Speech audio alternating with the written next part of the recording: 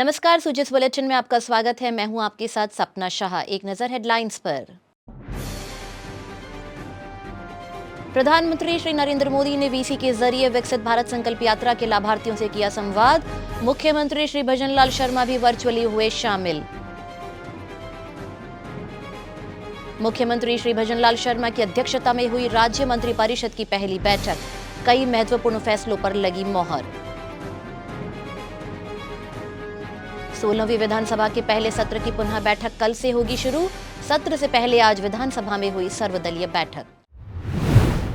प्रधानमंत्री श्री नरेंद्र मोदी ने आज वीसी के माध्यम से विकसित भारत संकल्प यात्रा के लाभार्थियों से संवाद किया।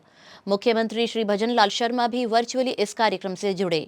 प्रधानमंत्री ने कार्यक्रम को संबोधित करते हुए कहा कि विकसित भारत संकल्प यात्रा से गारंटी वाली गाड़ी घर घर तक पहुंच रही है। उन्होंने कहा कि विकसित भारत संकल्प यात्रा में शहरों की अहम भूमिका है। श्री मोदी ने कहा कि लोगों को सरकार की जन कल्याणकारी योजनाओं का लाभ मिल रहा है। इसी कड़ी में प्रधानमंत्री ने स्वयं सहायता समूह से जुड़ी डूंगरपुर जिले की महिला श्रीमती ममता से संवाद भी किया। अच्छा ममता जी, जरा आपके विषय में बताइए, आप क्या काम करती है, आपके परिवार में कौन कौन है? सर, मेरे परिवार में 5 लोग हैं और हमारा संयुक्त परिवार है। और सर, मैं आजीविका के अंदर 2016 से जुड़ी हूँ। उसमें मैं काम कर रही हूँ सर, समूह बनाने का। उसमें मेरे पास 550 समूह है। उसमें 7,500 तक महिला के साथ में मैं काम करती हूँ। उसमें सर मैं लोगों को जागरूक करने का मैं इनको ट्रेनिंग देती हूँ और सर समूह से मैं उनको पैसा दिलाती हूँ। सर समूह में मैंने खुद पैसे लिए, 50,000 लेके मैंने बोरिंग करवाया। उसे सर मैंने सब्जी की दुकान लगाई, सब्जी खेत में मैंने सब्जी लगाई। फिर मैंने दुकान सब्जी बेचने का किया। फिर सर मैंने 1 लाख रुपए अपने आजीविका से फिर मैंने लिए। उसे सर मैंने अपने खुद पास बाजार में ही सरस डेयरी मैंने लगवा दी। सर उसमें मेरे पति को मैंने रोजगार दे दिया उसमें। और पहले सर मेरा घर ऐसे समूह में जुड़ी नहीं थी, तब सर हमारी स्थिति बहुत खराब थी। और सरकार की योजना भी मेरे को बहुत मिली है सर। और प्रधानमंत्री आवास योजना मिला सर। उसमें मेरा सपना था, पहला मेरा बचपन से मकान मेरा बहुत कच्चा था और बचपन शादी हुई उसके बाद भी मकान मेरा कच्चा था। और मेरे को इतनी हेल्प मिल गई, उससे मैं अपना मकान में अच्छा बना सकी सर। और बहुत खुशी से, और मेरा परिवार भी हम खुशी से रह रहे हैं सर उसमें। ममता जी, आपको पीएम आवास योजना के कितने पैसे मिले? सर मेरे को 1,48,000 का है, उसमें 1,20,000 मिले सर। उसमें शौचालय का है और बाकी के पैसे मेरे को रोजगार में मिले सर। मुख्यमंत्री श्री भजनलाल शर्मा की अध्यक्षता में आज मंत्रिपरिषद की पहली बैठक हुई। इस बैठक में कई महत्वपूर्ण फैसलों पर मोहर लगी।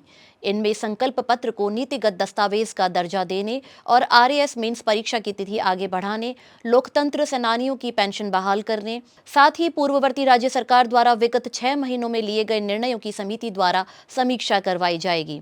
बैठक में 100 दिवसीय कार्य योजना के साथ ही अन्य विषयों पर भी चर्चा की गई। बैठक के बाद मंत्री श्री राज्यवर्धन राठौड़, श्री जोगाराम पटेल और डॉक्टर किरोड़ीलाल मीणा ने प्रेस वार्ता में निर्णयों की जानकारी दी। इस बैठक में माननीय मुख्यमंत्री भजनलाल जी और मंत्रिपरिषद के सभी सदस्यों का ये निर्णय हुआ कि पूर्ववर्ती राज्य सरकार द्वारा पिछले 6 महीनों में जो निर्णय लिए गए उसकी एक समिति जांच करेगी और उसकी समीक्षा 3 महीने के अंदर माननीय मुख्यमंत्री जी को प्रस्तुत करेगी।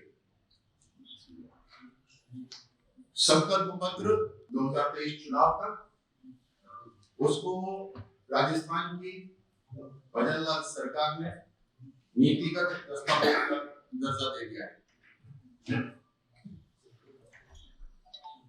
लोकतंत्र सेनानी जिनकी सेनानी सम्मान निधि जो पिछली सरकार ने बंद कर दी उसको वापस से बहाल कर दिया गया है।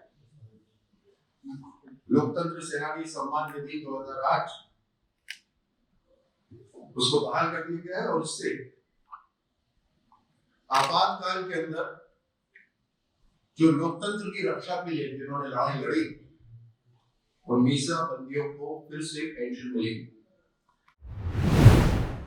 महत्वपूर्ण विषयों पर हमारे वरिष्ठ साथी ने आपके सामने समर्पित दो विषय, एक तो हमारी सभी विभागों का 100 दिन का कार्य योजना बनी है और आगे मुख्यमंत्री जी ने सभी से अपेक्षा भी की है, सबने कार्य प्रारंभ भी कर दिया है।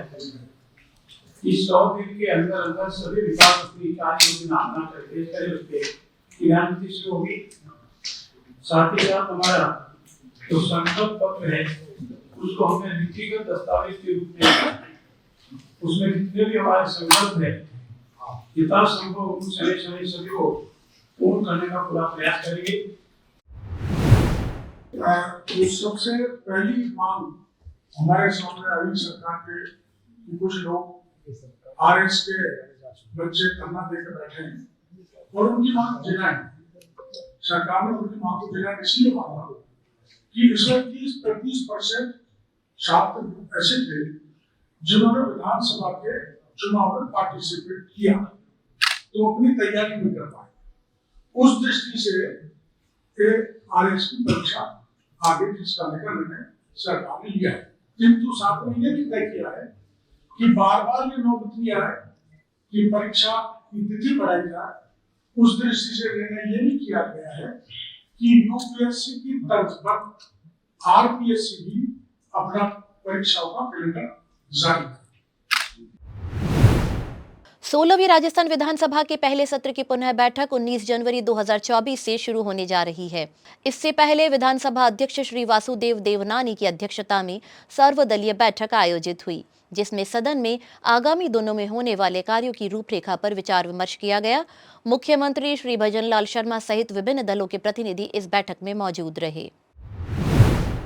प्रदेश में सार्वजनिक निर्माण विभाग द्वारा करवाए जाने वाले सड़क और भवन निर्माण कार्य तुरंत प्रभाव से शुरू किए जाएंगे। उप मुख्यमंत्री वित्त एवं सार्वजनिक निर्माण विभाग मंत्री श्रीमती दिया कुमारी ने मंगलवार को लगभग 5,000 करोड़ की लागत के 7 श्रेणियों के कामों को तुरंत प्रभाव से शुरू करने की स्वीकृति दी। उप मुख्यमंत्री ने कहा कि इससे प्रदेश में सड़क और भवन निर्माण के कार्यों में तेजी आएगी और प्रदेश में चहुमुखी विकास को पंख लगेंगे। उन्होंने बताया कि प्रदेश में लगभग 1,300 करोड़ की लागत के राष्ट्रीय राजमार्ग, 812 करोड़ की लागत की CRIF श्रेणी की सड़कें, लगभग 1,718 करोड़ लागत की राजस्थान राज्य उच्च मार्ग प्राधिकरण की सड़कें, लगभग 672 करोड़ की प्रधानमंत्री ग्राम सड़क योजना की सड़कों और 272 करोड़ की लागत के भवन निर्माण कार्यों सहित लगभग 5,000 करोड़ की लागत के सड़कें और भवन निर्माण कार्य सुचारू रूप से संचालित होंगे। जलदाय मंत्री श्री कन्हैयालाल चौधरी ने आज जल भवन में विभागीय अधिकारियों के साथ समीक्षा बैठक ली। इस दौरान मंत्री श्री चौधरी ने विभाग के मेजर प्रोजेक्ट्स के बारे में भी जानकारी ली। साथ ही अधिकारियों को उन्होंने आवश्यक दिशा निर्देश दिए। इस दौरान जलदाय मंत्री ने निर्देशित करते हुए कहा कि जिलों के प्रभारी मुख्य अभियंता और अतिरिक्त मुख्य अभियंता अपने दौरे पर प्रोजेक्ट साइट पर जाकर वस्तुस्थिति जरूर देखें। साथ ही मुख्यालय पर कार्यरत अधिकारी हर महीने दौरे कर स्थिति का जायजा लें। उन्होंने कहा कि ठेकेदार फर्म यदि प्रोजेक्ट्स में देरी करें तो संबंधित अभियंता की जिम्मेदारी तय की जाए। प्रोजेक्ट्स के नियमित आधार पर मॉनिटरिंग भी सुनिश्चित की जाए। बैठक में विभाग के शासन सचिव श्री समित शर्मा सहित अन्य अधिकारी मौजूद रहे। राज्य में अवैध खनन गतिविधियों को लेकर करीब 676 संवेदनशील क्षेत्र चिन्हित किए गए हैं। इनमें सबसे ज्यादा 55 संवेदनशील क्षेत्र भीलवाड़ा और डूंगरपुर में हैं। बजरी की दृष्टि से टोंक और सवाई माधोपुर सबसे ज्यादा संवेदनशील जिले हैं। खान सचिव श्रीमती आनंदी ने चिन्हित सभी संवेदनशील स्थानों पर अधिक फोकस करने के निर्देश देते हुए कहा है कि अवैध खनिज गतिविधियों को नेस्तनाबूद करने के लिए मूल स्रोत पर कड़ी कार्रवाई करनी होगी। उन्होंने प्रदेश भर में चल रहे अभियान के दौरान 2 दिन की कार्रवाई पर अभियान से जुड़े सभी अधिकारियों की हौसला अफजाई की और इसमें और अधिक तेजी लाने की आवश्यकता जाहिर की। राज्य में तीसरे दिन भी अवैध खनन गतिविधियों के खिलाफ ताबड़तोड़ कार्रवाई हुई। राजस्थान सरकार से जुड़ी महत्वपूर्ण जानकारी आपको मिलती है सुजिस ई-बुलेटिन, सुजिस वीडियो बुलेटिन और सुजिस आवाज पॉडकास्ट पर। इसके लिए फॉलो करें हमारी YouTube channel @DIPR Rajasthan official, Facebook page और एक्स हैंडल DIPR राजस्थान या डाउनलोड करें सुजिस ऐप।